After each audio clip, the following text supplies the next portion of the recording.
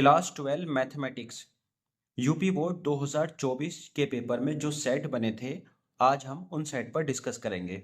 और देखो, इसमें मैं आज आपको एक इम्पॉर्टेंट चीज़ बताऊंगा जिससे कि आपको पता चलेगा कि कौन से चैप्टर के ज़्यादा क्वेश्चन आते हैं और कौन से चैप्टर से हमें पढ़ना चाहिए। देखो, अगर 5 और 8 नंबर वाले सवालों की मैं बात करूं तो ये हमारे पास 5 नंबर के एक सवाल ये आया था कि इससे घिरे भाग का क्षेत्रफल ज्ञात कीजिए। ये सवाल कभी कभी ऐसे भी आ जाता है, जैसे यहाँ पर 25 है, यहाँ पर 16 हो जाएगा, यहाँ पर 9 हो जाएगा, यहाँ पर ए स्क्वायर हो जाएगा, यहाँ पर बी स्क्वायर हो जाएगा। से घिरे भाग का क्षेत्रफल ज्ञात कीजिए, समाकलन के अनुप्रयोग का सवाल है ये। ठीक है, तो इसको निकालना भी आपको आना चाहिए कि किस तरीके से हम सीमा किसकी लेते हैं, लिमिट किसकी लेंगे, और साथ में किसके सापेक्ष हम इसमें अवकलन करेंगे। दूसरा सवाल ये आया था, ऐसी दो संख्याएं ज्ञात कीजिए जिनका योगफल 6 है और उनके घनों का योगफल न्यूनतम है। ये भी एक इंपॉर्टेंट सवाल है।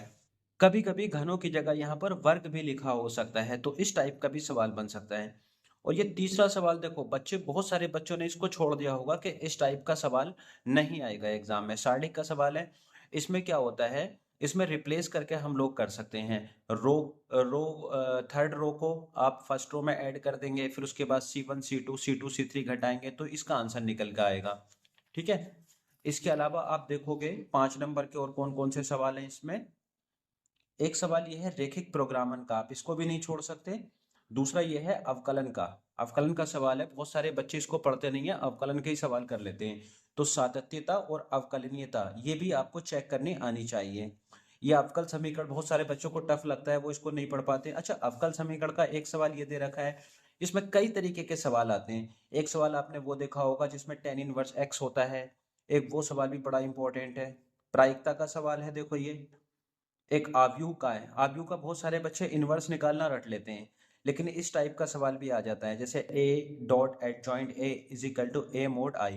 तो पहले एडजॉइंट a निकलेगा, फिर a के साथ मल्टीप्लाई होगी, फिर a मोड भी निकालना पड़ेगा हमें इसका, और i लेंगे 1 0 0 0 1 0 0 0 1, क्योंकि 3 गुणा 3 का ये आव्यूह है।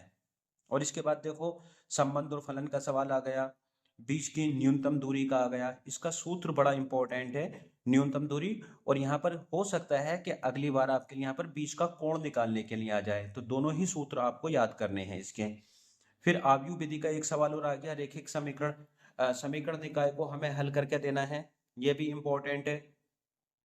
आव्यूह का एक और आ गया, इनवर्स निकालना, एडजॉइंट निकालो, मोड निकालो।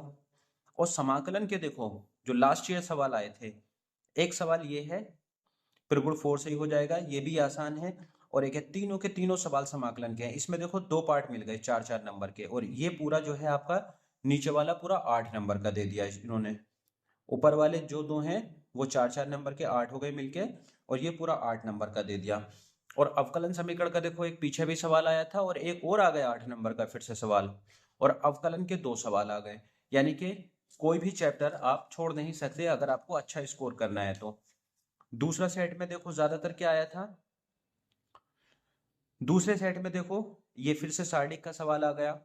ठीक है, इसमें भी आप R1 R2 R3 C1 C2 C3 को रिप्लेस करने के बाद इस तरीके से, रिप्लेस इन द सेंस अगर कहीं घटाने की जरूरत पड़ेगी तो घटाएंगे, जैसे यहाँ पर तो घटा के हो जाएगा। ये C1 को C2 से घटा दो, C2 को C3 से घटा दो, आंसर आ जाएगा इसका। ये 3 sine inverse x is equal to sine inverse 3x minus 4x की क्यूब है। सिद्ध करने वाला x की जगह साइन थीटा रख देना इसमें, ये साइन 3 थीटा का सूत्र बन जाएगा, उत्तर आ जाएगा। और एक ये देख लो, cos y is equal to x cos alpha plus y, तो सिद्ध करने वाला सवाल है ये। इसमें एक काम कर लेना, cos y अपोन में करके dx अपोन dy से ये हो जाएगा। तो दर्शाइए कि बिंदु इतने के सररेख हैं। ठीक है, तो इसमें i j के 2i 3j प्लस 3k करके आप इसका क्षेत्रफल 0 दिखा दें तो ये हमें सिद्ध हो जाएगा कि सररेख हैं ये। फिर अवकलन समीकरण का सवाल आ गया। और देखो इसमें बड़े बड़े सवाल कौन से हैं, लॉन्ग क्वेश्चन कौन कौन से हैं इसमें, के लंबवत हो तो k का मान ज्ञात कीजिए। ठीक है, ये त्रिविमीय ज्यामिति का आ गया, ये प्रायिकता का आ गया, फिर ये रेखिक प्रोग्रामन का आ गया, ये सिद्ध करने वाला वेक्टर वाला सवाल आ गया, ये फिर अवकल समीकरण का आ गया। देखो 5 नंबर में ऑप्शन नहीं मिलता है आपको, सारे के सारे ही पढ़ने पड़ेंगे। ये आव्यूह के दोनों सवाल आ गए।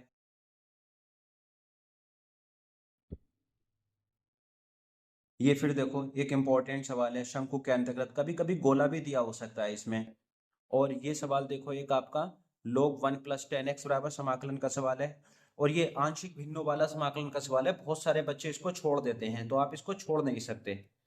देखो एक ये सवाल, और इन्होंने रखा है समाकलन के अनुप्रयोग का घिरे भाग का क्षेत्रफल निकालना। ये अवकलन का सवाल आ गया। तो आप अभी तक देख रहे हो इसमें कि अवकलन, अवकल समीकरण, आव्यूह, सारणिक, समाकलन के अनुप्रयोग, लगभग सभी चैप्टर इन्होंने कवर किए हैं।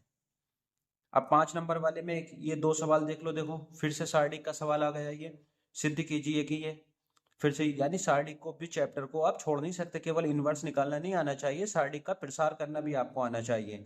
ये डिफरेंशिएबिलिटी और कंटिन्यूटी का आ गया, यानी कि अवकलनीय चेक करने के लिए और सातत्यता चेक करने के लिए।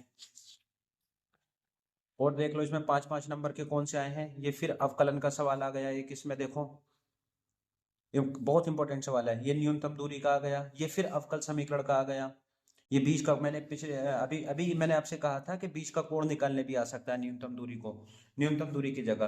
तो ये बीच का कोण वाला आ गया। ये फिर प्रायिकता का आ गया। ये रैखिक पुरोग्रामन का आ गया। ये समकोण त्रिभुज के शीर्ष हैं। भाई समकोण त्रिभुज के शीर्ष निकालने के लिए आप पाइथागोरस प्रमेय सिद्ध कर देना इसमें। ये फिर अवकलन समीकरण का विशिष्ट हल आ गया, यानी कि जहां पे अवकल समीकरण हल होगी बाद में x की बराबर 1 और y बराबर 1 आपको रखना पड़ेगा इसमें। अब देखो आव्यूह का सवाल फिर से आ गया। ये समीकरण निकाय को आव्यूह विधि से हल करना है हमें इसमें। और एडजॉइंट ए और ए इनवर्स निकालने का फिर से सारणिक का सवाल आ गया ये।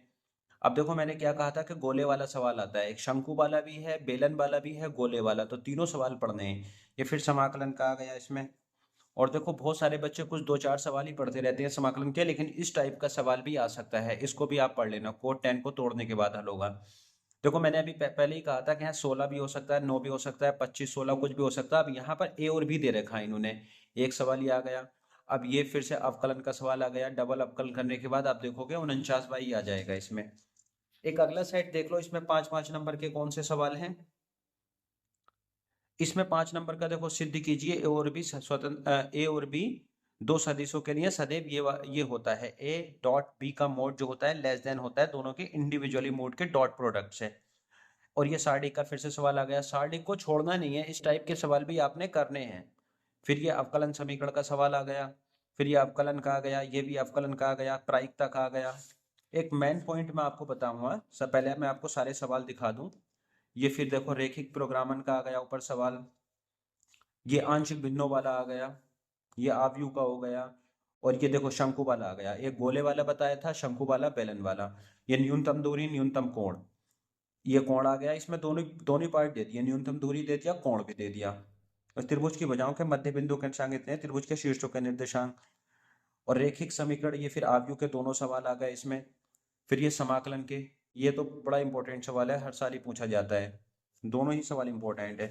अगला पेपर देख लो आप, अगला सेट देख लो क्या है। अगले सेट में जो 5-5 नंबर के सवाल हैं, पहले सवाल से ही शुरुआत इन्होंने रैखिक प्रोग्रामन से करी है। उसके बाद न्यूनतम दूरी का है। उसके बाद समुच्चय का है। सेट सेट थ्योरी से रिलेटेड है। और ये देख लो अवकलन का सवाल है एक। और अगले में 5-5 नंबर के आप देखोगे कौन कौन से सवाल हैं ये। देखो फिर से सारणिक का एक सवाल रखा है इन्होंने। अवकलन समीकरण का रख दिया इसमें। जब हल करोगे आप तो x बराबर आप रख दोगे इसमें π/2, बाद में y बराबर 0, तो c कांस्टेंट का मान निकालेंगे, उसके बाद ही समीकरण का हल होगा। ये फिर देख लो आंशिक भिन्नों से रिलेटेड समाकलन का सवाल आ गया। से घिरे भाग का क्षेत्रफल, कई बार तो लोग बच्चे उसी को पढ़ जाते हैं दीर्घवृत्त वाला, लेकिन वृत्त से रिलेटेड भी आ सकता है, तो इसको भी पढ़ना है। प्रायिकता का आ गया। एक सवाल ये आ गया। देखो इसमें त्रिभुज का इन्होंने क्या दिया है, शीर्षों के सदिश दे रखे हैं और उसमें त्रिभुज का क्षेत्रफल सिद्ध करना है। एक ये समाकलन के दोनों ही इंपॉर्टेंट सवाल है। अब देखो हर बच्चा इनवर्स निकालना सीखता है, लेकिन इसमें क्या है, इन्होंने क्या कहा, ए बी गुणा करने के बाद इनका इनवर्स ज्ञात कीजिए। यानी कि सवाल सोचो कितना लंबा होगा, पहले गुणा होगी फिर उसके बाद इसका इनवर्स निकलेगा। रैखिक प्रोग्रामन का आ गया। अगर बच्चे अगर इसको नहीं अटेम्प्ट कर पाए तो ये अक्सर बच्चे ये तो कर ही देंगे, क्योंकि ये तो डायरेक्टली आप विधि से हल करना है। और इसके बाद देखो फिर से अवकलन का आ गया, और एक फलन का वर्धमान और ह्रासमान वाला भी आ गया है, डिक्रीजिंग और इंक्रीजिंग फंक्शन का। ये भी बड़ा इंपॉर्टेंट सवाल है। और देख लो इस वाले सेट में, ये सेट आपका 324 FD, इसमें कौन कौन से सवाल आए थे। इसमें आपको सवाल आए थे 5-5 नंबर के, मैं दिखा देता हूँ आपको। 5-5 नंबर के ये हैं सवाल इसमें।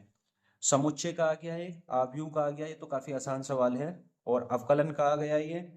देखो मैंने क्या कहा था कि घन और वर्ग वाला भी आ सकता है, इसमें वर्ग आ गया। पिछले वाले उसमें सेट में आपने देखा होगा कि घन था। ये फिर आंशिक भिन्नों का आ गया। ये व्रत वाला आ गया, कभी कभी दीर्घवृत्त वाला भी होता है। और इसमें रेखाएं एबीसीडी, कोण ज्ञात कीजिए। इन दोनों के बीच का कोण आप निकालना, कॉस थीटा साइन थीटा। क्या होता है, ए डॉट बी बराबर ए बी कॉस थीटा, और ए क्रॉस बी बराबर ए बी साइन थीटा। किसी भी फॉर्मूले से आप निकाल सकते हो। रेखिक प्रोग्रामन आ गया ये।